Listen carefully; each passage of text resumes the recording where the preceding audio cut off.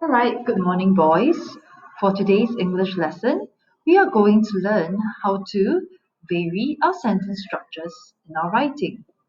Now, let's take a look at two versions of the same story and see which one you prefer. Version 1. There was a can of Coke on the table. Benedict grabbed it quickly. Then he accidentally spilled the Coke. The Coke splashed on Benedict's pants and stained them.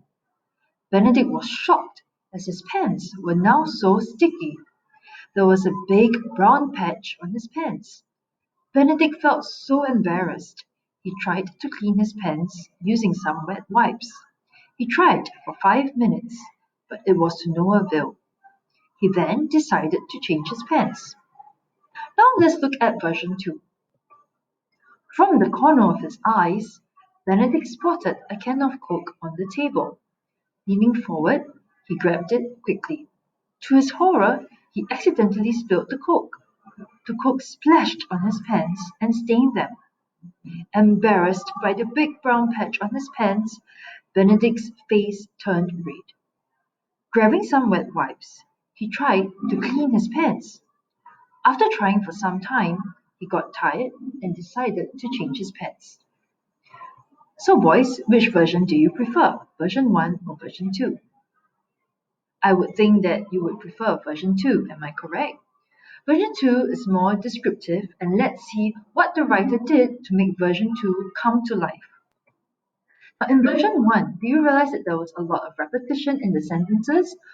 The sentences begin with words like there, as well as a noun or a pronoun like Benedict. The sentences also begin with then, the Coke, Benedict, there, Benedict, he, he, he. It is very repetitive and it's very boring, and it doesn't really bring your character's actions to life. Whereas, let's see what happens in version 2. From the corner of his eye, leaning forward, to his horror, embarrassed, grabbing, after. So, there are several ways to make your sentences more interesting by changing or varying your sentence structures. So what can you do to make your sentences more interesting? From the example shown in version 2, you can use prepositional phrases. You can also put the verb in ing form at the start of your sentence. You can put the adverb that begins with ed at the start of your sentence. And what you must try to stop doing is beginning with words like there, pronouns like he, she, they, we, and your character's name as well. So for today's lesson, I want to teach you how to put the verb in ing form at the start of your sentence.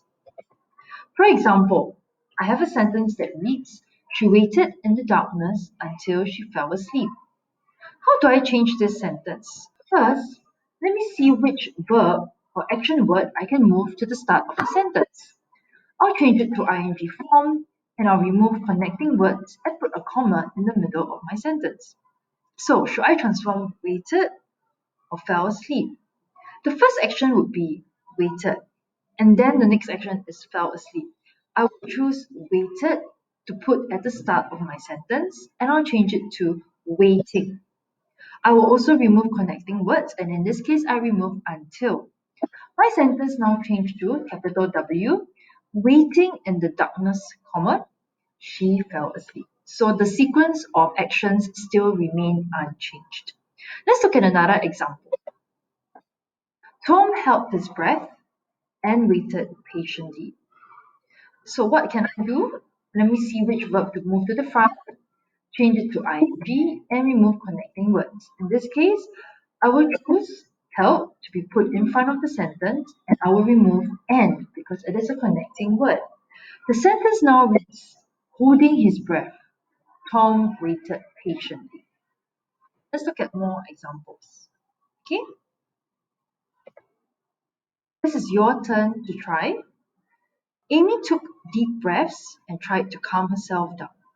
Think of what is the best answer to put to change in order for you to change this sentence. Okay, and once this video stops, I will continue my lesson in a second video.